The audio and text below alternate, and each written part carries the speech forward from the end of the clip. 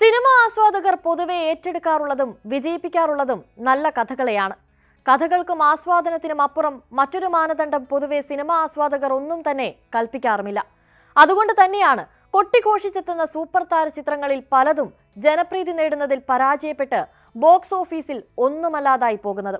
ഇൻഡസ്ട്രിയെ സംബന്ധിച്ച് പ്രതീക്ഷയുടെ അമിത ഭാരമില്ലാതെ എത്തുന്ന ചില ചിത്രങ്ങൾ പ്രേക്ഷകർ പാടി പുകഴ്ത്താറുമുണ്ട്.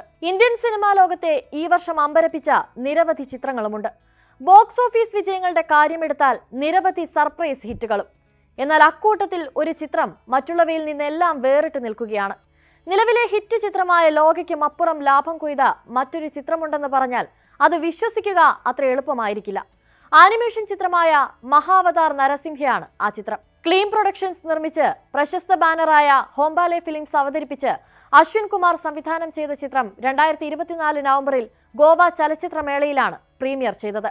എന്നാൽ തിയേറ്റർ റിലീസ് ഈ വർഷം ജൂലൈ 25-നും കന്നഡ, തെലുങ്ക്, ഹിന്ദി, തമിഴ്, മലയാളം ഭാഷകളിലായി 2Dയിലും 3Dയിലുമായാണ് ചിത്രം തിയേറ്ററുകളിലെത്തിയത്. 15 കോടി ബജറ്റിൽ നിർമ്മിക്കപ്പെട്ട ചിത്രം ഇപ്പോഴിതാ തിയേറ്ററുകളിൽ 50 ദിവസങ്ങൾ പൂർത്തിയാക്കുമ്പോഴും ഇന്ത്യയിൽ ആകമാനം 240-ലേറെ തിയേറ്ററുകളിലാണ് ചിത്രം തുടരുന്നത്. പ്രമുഖ ട്രാക്കർമാരായ സാക്നിൽക്കിന്റെ കണക്ക് പ്രകാരം ചിത്രം ഇന്ത്യയിൽ നിന്ന് നേടിയ നെറ്റ് കളക്ഷൻ 249.95 കോടിയാണ്.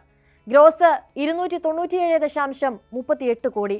വിദേശ മാർക്കറ്റുകളിൽ നിന്ന് 28 കോടിയും ചിത്രം നേടി. അങ്ങനെ ആ ആഗോള ബോക്സ് ഓഫീസിൽ നിന്ന് ആകെ മഹാവതാർ നരസിംഹയുടെ നേട്ടം 325.38 കോടിയാണ്. അതായത് ബജറ്റിന്റെ 21 ഇരട്ടിയാണ് ചിത്രം കളക്ട് ചെയ്തിരിക്കുന്നത്. കളക്ഷനിൽ ബഹുഭൂരിപക്ഷവും വന്നത് ഹിന്ദി പതിപ്പിൽ നിന്നാണ്. 187.5 കോടിയാണ് ഹിന്ദി പതിപ്പ് ഇന്ത്യയിൽ നിന്ന് നേടിയ നെറ്റ് കളക്ഷൻ. രണ്ടാമത് തെലുങ്ക് പതിപ്പും 49.12 കോടിയാണ് ഇന്ത്യയിൽ നിന്ന് തെലുങ്ക് പതിപ്പ് നേടിയ നെറ്റ് കളക്ഷൻ. ഇന്ത്യൻ സിനിമകളിൽ ഈ വർഷത്തെ ഏറ്റവും വലിയ 4ാമത്തെ കളക്ഷൻ ഈ ചിത്രത്തിന്റെ പേരിലാണ്. മഹാവിഷ്ണുവിന്റെ അവതാരങ്ങളെ ചിത്രീകരിക്കുന്ന 10 സിനിമകളിൽ ആദ്യ ഭാഗമായാണ് മഹാവതാർ നരസിംഹ റിലീസ് ചെയ്തിരിക്കുന്നത്. ആനിമേറ്റഡ് എപ്പിക് മിത്തോളജിക്കൽ ആക്ഷൻ ജേണറിലെത്തിയ ചിത്രമായതുകൊണ്ട് തന്നെ ചിത്രം വാർത്തകളിൽ ഇടം പിടിച്ചതും വളരെ വ്യത്യസ്തമായിരുന്നു. ഭക്തിരസപ്രധാനമായ ചിത്രം കാണാൻ പ്രേക്ഷകരിൽ ഒരു വിഭാഗം ചെരുപ്പഴിച്ചു വെച്ച് തിയേറ്റർ ഹാളിലേക്ക് കയറുന്നതിന്റെയും ഇന്റർവെൽ സമയത്ത് ഭജന പാടുന്നതിന്റെയും ഒക്കെ ദൃശ്യങ്ങൾ കഴിഞ്ഞയിടയ്ക്ക് പുറത്തു വന്നിരുന്നു. ചിത്രത്തിന്റെ മറ്റു ഭാഗങ്ങളായ മഹാവതാർ പരശുറാം, മഹാവതാർ കൽക്കി എന്നീ ആനിമേഷൻ സിനിമകൾ നിലവിൽ അണിയറയിലാണ്. വിമർശനത്തിനും ട്രോളുകൾക്കും ഒക്കെ അപ്പുറം 11 ദിവസത്തിനുള്ളിൽ സിനിമ 100 കോടി ക്ലബിൽ കയറിയെന്നതാണ് ഇവിടെ പ്രസക്തം.